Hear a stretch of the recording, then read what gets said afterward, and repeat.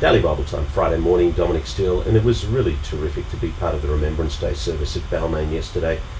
Terrific to be there with the group from the Balmain Rozelle RSL, also the Inner West Council, the Deputy Mayor, Pauline Lockie, State MP Jamie Parker, Anthony Albanese, the Federal Opposition Leader, and a couple of the councillors, including Darcy Byrne, the former Mayor.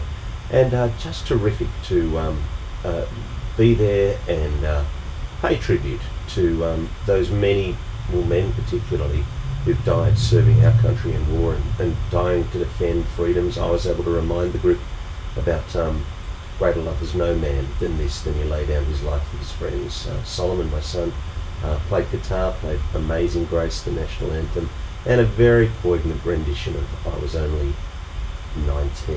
And Frankie kicked her mind the day that mankind kicked the man.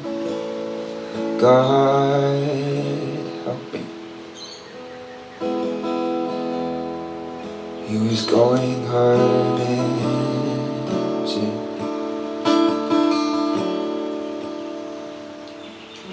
And I can still see Frankie drinking tinnies in the Grand Hotel on a 36-hour rec leave in Vangtang.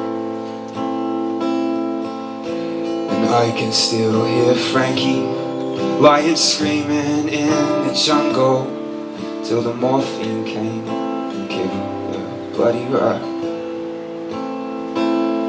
And the exact legends didn't mention mud and blood and tears, and the stories that my father told me never seemed quite real. And I caught some pieces in my back that I didn't even feel.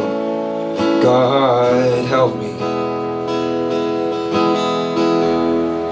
I was only 19. Now, Daily Bible Time today, and we turn to Acts chapter 2 and verse 21 of it. Acts chapter 2, everyone who calls on the name of the Lord will be saved. With the pouring out of the Spirit, people can call on the Lord, call out to him to be saved. But who is this Lord that people call out to in order to be saved? First, we have to grab the idea of saved. That is a very significant word. It means rescued.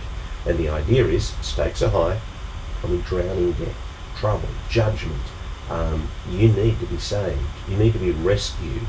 And who is it that is held up high that we direct people's attention to? That if we point people's attention to this person, then they will be saved. Well, Acts chapter 2, verse 22, Peter says, "Men of Israel, listen to these words. This Jesus, the Nazarene, was a man pointed out to you by God with miracles, wonders, and signs that God did among you through him, just as you yourselves know. Though he was delivered up according to God's determined plan and foreknowledge, you used lawless people to nail him to a cross and kill him. God raised him up, ending the pains of death, because it was not possible for him to be held by." Peter says the one you encourage people to call on to be saved is Jesus. Now, Jesus, the one they killed, but now resurrected from the dead. Remember, Peter and the other apostles, personal historical eyewitnesses of that event. Now, Peter elaborates, quoting another verse from the Bible from a millennium earlier, when King David was on the throne of Israel, and his point is, it's going to end up being that the resurrection of Jesus testifies that Jesus is this Lord, this Christ that he's been speaking of. So Peter quotes David as saying, and I'm looking at verse 25 of Acts 2, where Peter says, David says of him, and Peter's quoting David's Psalm 16, celebrating the joy of a life lived under the rule of God. And David is writing about his joyful situation, and David writes, "I saw the Lord ever before me. Because he is at my right hand, I will not be shaken." David's joy goes beyond his present good circumstances to the idea that he will always be with God into eternity. He's so confident that death is impotent, in that it's unable to destroy his relationship with God. He says, "Therefore my heart was glad, my tongue rejoiced.